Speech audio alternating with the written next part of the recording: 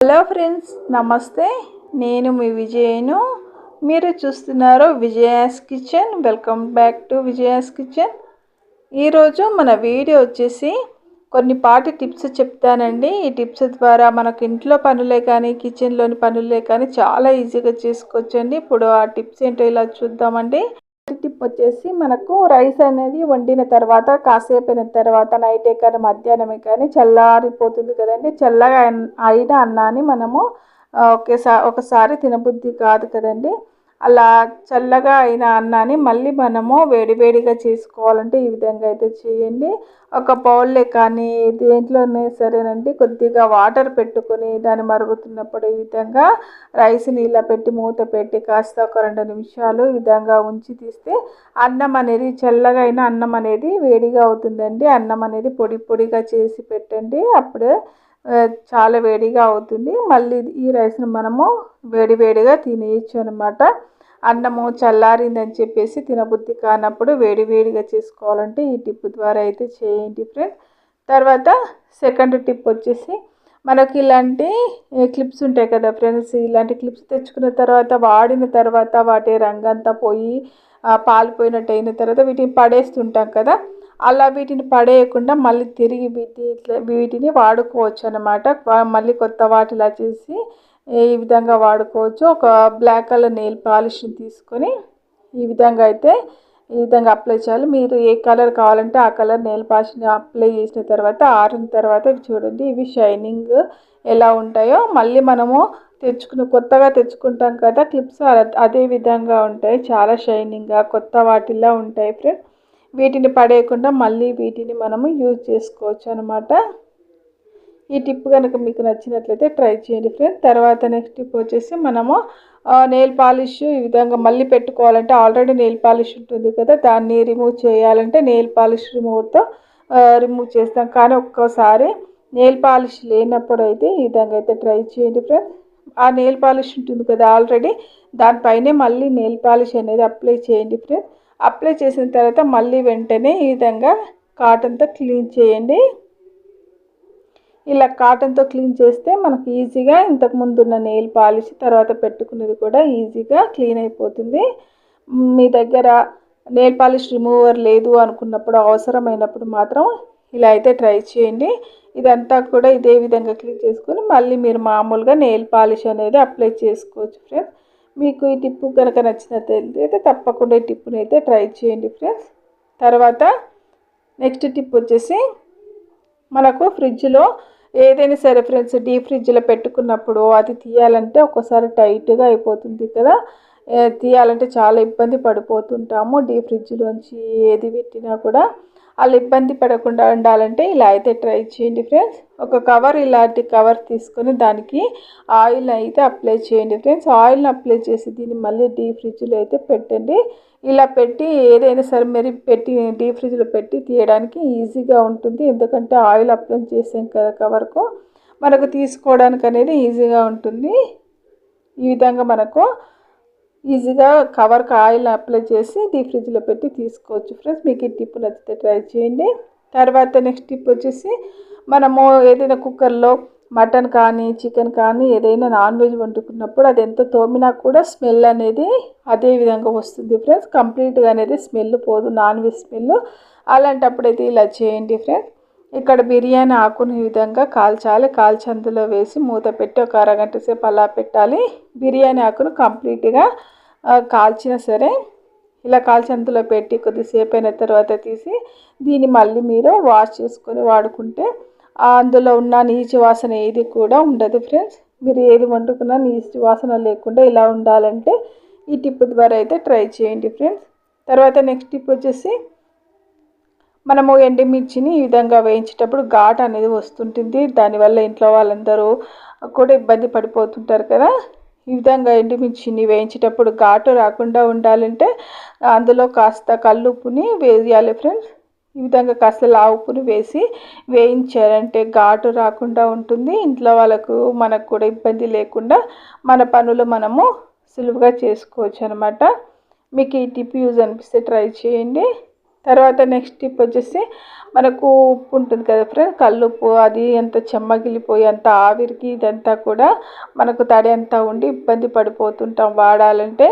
దీనికి అంతా కూడా తడి లేకుండా పొడిగా ఉండాలంటే ఇలా అయితే చేయండి ఫ్రెండ్స్. దీన్ని అయితే ఎండలో ఎండబెట్టాలి ఫ్రెండ్స్. ఒక 2-3 అవర్స్ పాటు ఎండలో ఎండబెట్టాలి. చూడండి నేను ఇక్కడ ఎండలో ఆరబెట్టాను. తడి అనేది అస్సలు కూడా అంటుకోవట్లేదు.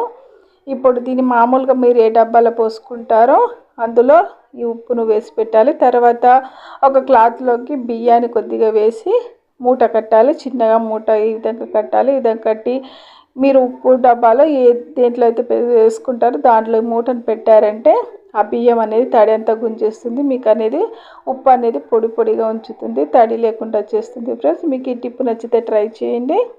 తర్వాత నెక్స్ట్ టిప్ వచ్చేసి మనకు ఒకసారి రైస్కు వండినప్పుడు కుక్కర్కే కానీ గిన్నెలపై కానీ చీమలు పడుతుంటాయి కదా ఫ్రెండ్స్.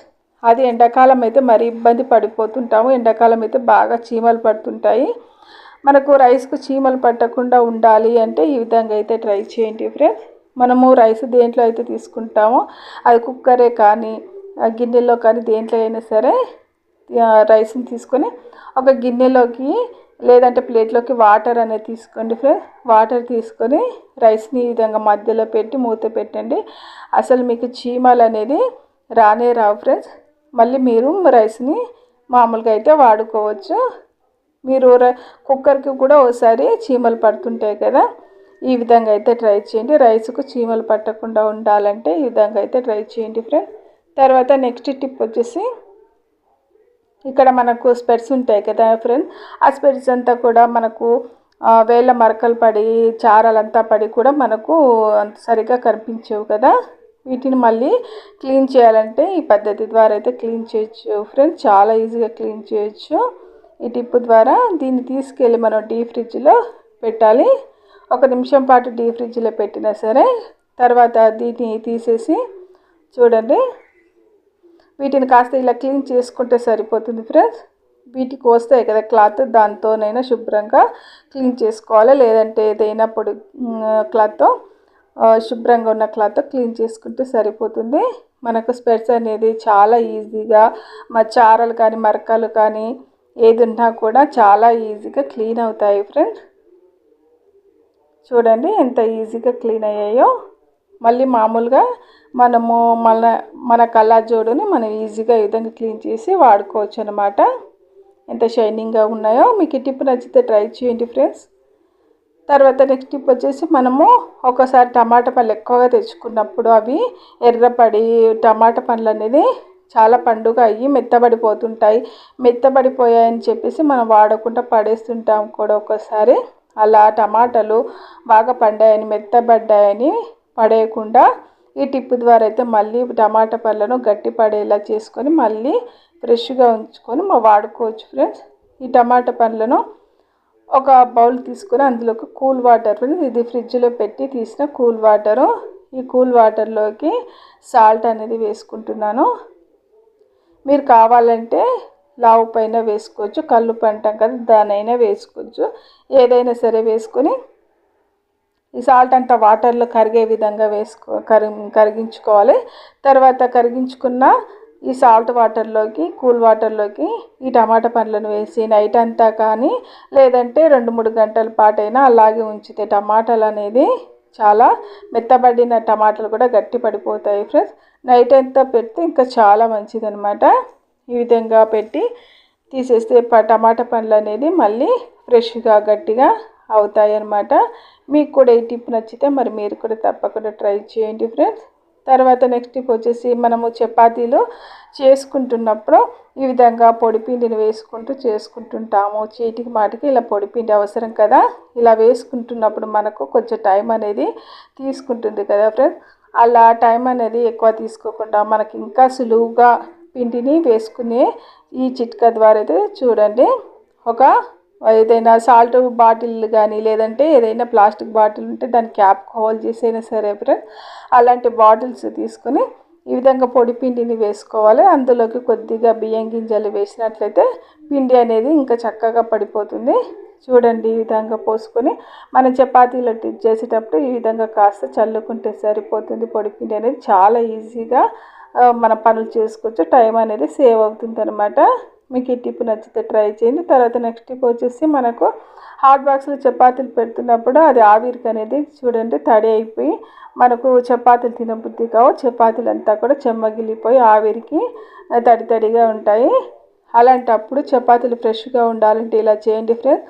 చపాతీలను ఒక టిష్యూలో కానీ లేదంటే నార్మల్ పేపర్లో కానీ ఈ విధంగా ఫోల్డ్ చేసి మీరు హాట్ బాక్స్లో అయితే పెడితే చపాతీలు చాలాసేపు వేడిగా ఉంటాయి, అలాగే తడి లేకుండా కూడా ఫ్రెష్గా ఉంటాయి ఫ్రెండ్స్. లేదంటే మీరు అడుగు బాగానే టిష్యూ పేపర్ పెట్టి మళ్ళీ చపాతీలు పెట్టి పైన టిష్యూ పేపర్ పెట్టడం వల్ల కూడా చపాతీలు అనేవి తడి లేకుండా చాలాసేపటి వరకు మెత్తగా వేడిగా కూడా ఉంటాయి ఫ్రెండ్స్. అలా కూడా పెట్టచ్చు. ఈ టిప్ కనుక నచ్చితే మీరు తప్పకుండా ఈ టిప్ను కూడా ట్రై చేయండి ఫ్రెండ్స్. తర్వాత నెక్స్ట్ టిప్ వచ్చేసి మనం శారీస్ కట్టుకున్నప్పుడు ఈ విధంగా పిన్నీస్లు పెట్టుకుంటాం కదా ఫ్రెండ్స్. ఇలా పెట్టుకున్నప్పుడు చూడండి మనకు క్లాత్ అనేది ఈ విధంగా లోపలికి పోయి ఇరుక్కొని మనం తీయడానికి చాలా ఇబ్బంది పడిపోతుంటాము. ఈ విధంగా పిన్నీస్లోకి ఈ విధంగా క్లాత్ అనేది పోయి ఇరుక్కుపోయి ఇబ్బంది పడకుండా ఉండాలంటే ఇలా అయితే చేయండి. దీనికి చివరి భాగం హోల్ ఉంటుంది కదా, దానికి నెయిల్ పాలిష్ మీరు శారీ కలర్ ఏదైనా సరే దానికి మ్యాచింగ్ కలర్ తీసుకొని నెయిల్ పాలిష్ ఈ విధంగా అప్లై చేసి దాన్ని ఆరిన తర్వాత మళ్ళీ మీరు వాడుకోవచ్చు ఫ్రెండ్స్. అలా వాడుకున్నట్లయితే మీకు ఆ క్లాత్ అనేది అందులో ఇరుక్కుపోకుండా ఉంటుందన్నమాట. లేదంటే దీనికి ఒక చిన్నది పూస ఉంటుంది కదా, దానైనా ఈ విధంగా పెట్టి మీరు శారీకి అనేది వాడుకోవచ్చు అనమాట. చూడండి ఇక్కడ ఈ విధంగా పెట్టారంటే మనకు క్లాత్ అనేది లోపలికి అనేది పోదనమాట.